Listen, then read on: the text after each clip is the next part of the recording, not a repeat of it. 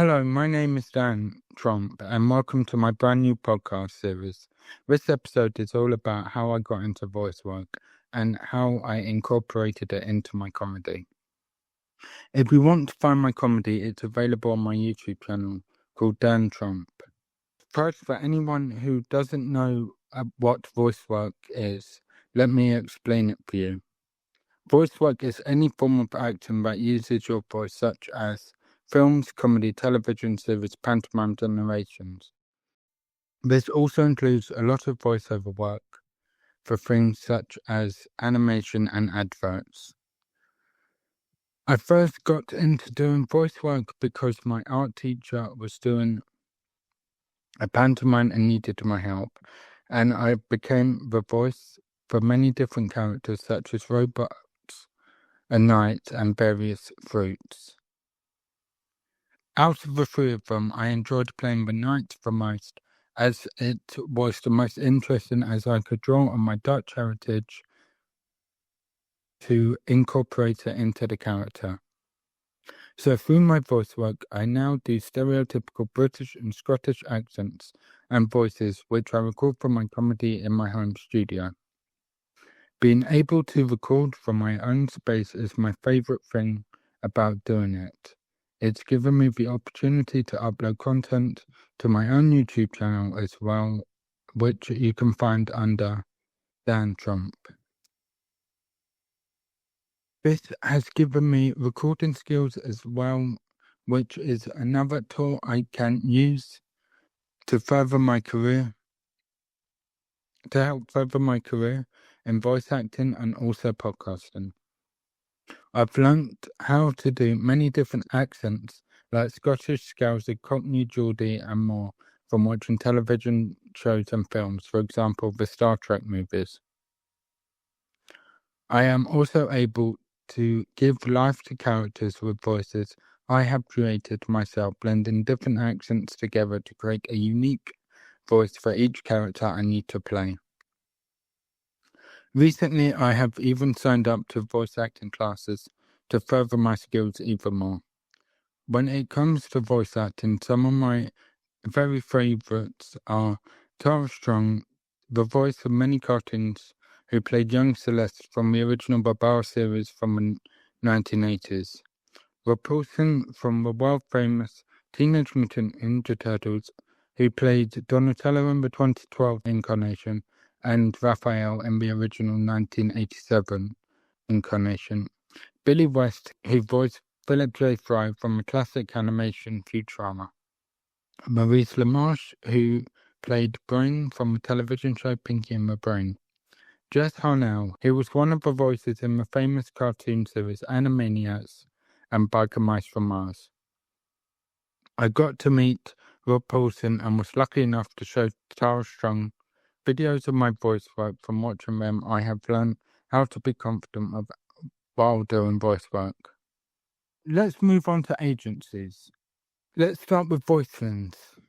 If you're looking to get into voice work, signing up with some of the agencies is a good idea because they help people who want to find work in the industry. It's a one-time payment.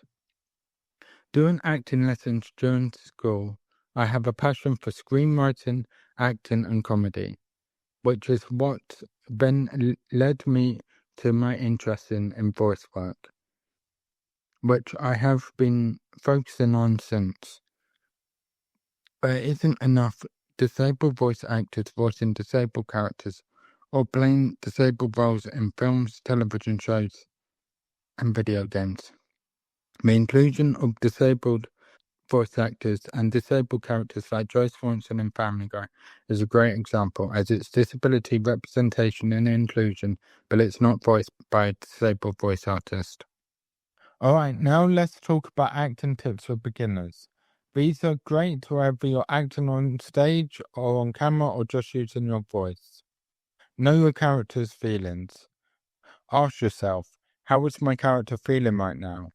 Are they happy, angry, scared or tired? What just happened to them? If you know the answers, your voice will sound more real. Use your body to help your voice. Even if no one can hear you, your body changes your voice. If you stand tall and confident, your voice will sound stronger. If you slump or cross your arms, your voice will sound smaller or shyer. My tips are: drink coffee to help warm up or defrost your vocal cords. Think of your accents before you practice on the mic, and make sure you practice every day. Play with speed and volume. If you speak at the same speed and volume all the time, people will lose interest. Slow down for serious or emotional moments. Speed up for excitement or panic. Speak quietly to create mystery or loudly to show power. These keeps your audience engaged. Practice different emotions. Pick a simple line like, "I cannot believe it," and say it if you're angry, shocked, laughing, crying. This will help you get comfortable switching emotions quickly. Listen and react. Acting isn't just saying your own lines, it's about listening to what others say and reacting naturally. Even in voice acting, you should respond like the other characters is there with you. Practice every day in small ways. You don't have to rehearse for hours. Read a page of your book out loud every day. Copy a scene from a favorite TV show or film. Even narrating while you're doing it in a funny voice, like, "I am now making a cup of tea," is good practice. Don't be afraid to be silly. The best actors aren't scared of looking silly or trying something weird. The more you experiment, the better you get.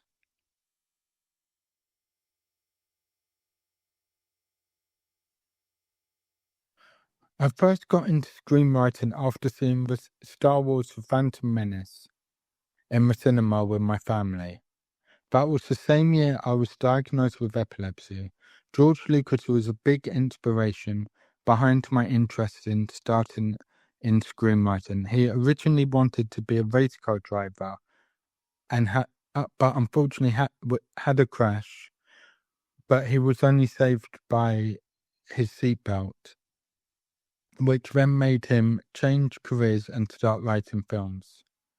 After seeing The Phantom Menace, the classic film Back to the Future was another classic film that got me more interested. I like sci-fi movies as they were always interesting stories, from battling on other planets to going back in time to change the future. I started writing my own script at 7 years old and even started my home movies, getting my family involved, treating everyone as an actor. My late dad would then edit the movies from English to Dutch on Microsoft Word for me. This is an example of how quick I became interested in screenwriting. I still remember writing on the old Microsoft block computers. I would write with the internet connection which sounded like it was having a seizure. I eventually wrote a story for a book while I was at school, which was inspired in part by Tintin.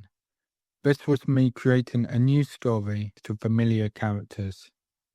One of the biggest challenges was when I wanted to write my own television series.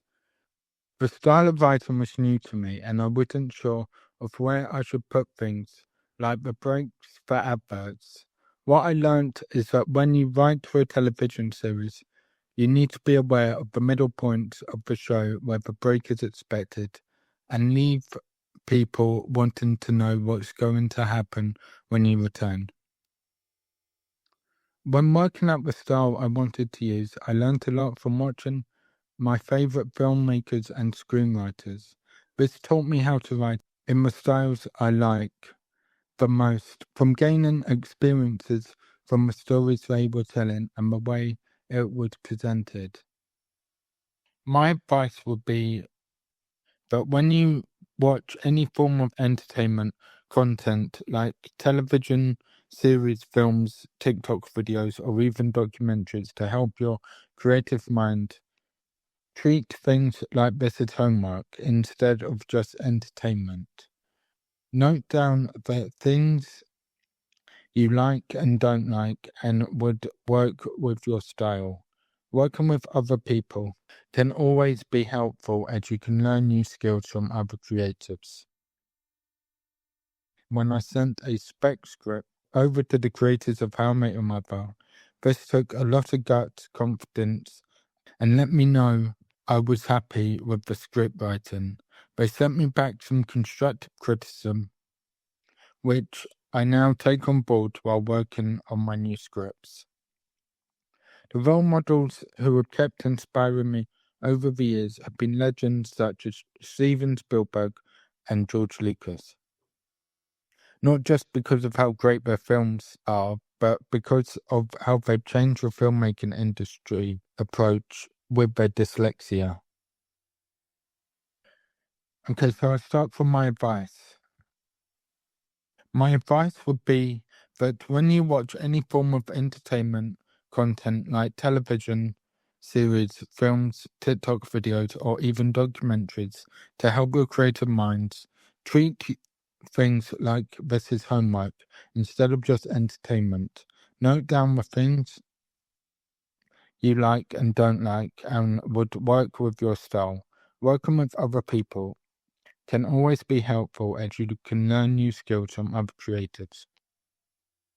Some of my favourite moments have been ones like when I sent a spec script over to creators of How I Met Your Mother. But that took a lot of confidence and let me know how I was happy with the script writing. They sent back some constructive criticism, which I now take on board when working on my new scripts. The role models who have kept inspiring me over the years have been legends like Steven Spielberg and George Lucas, not because of how great their films are, but because of how they've changed the filmmaking industry's approach with their dyslexia.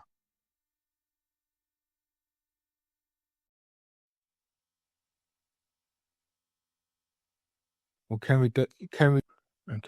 If you want to get into screenwriting, voice work, comedy, or podcasts, don't let your disabilities hold you back.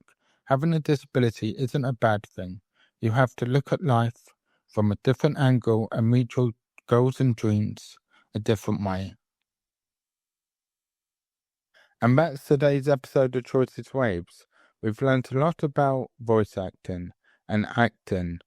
What is it? How to get started, and some great tips for practicing at home.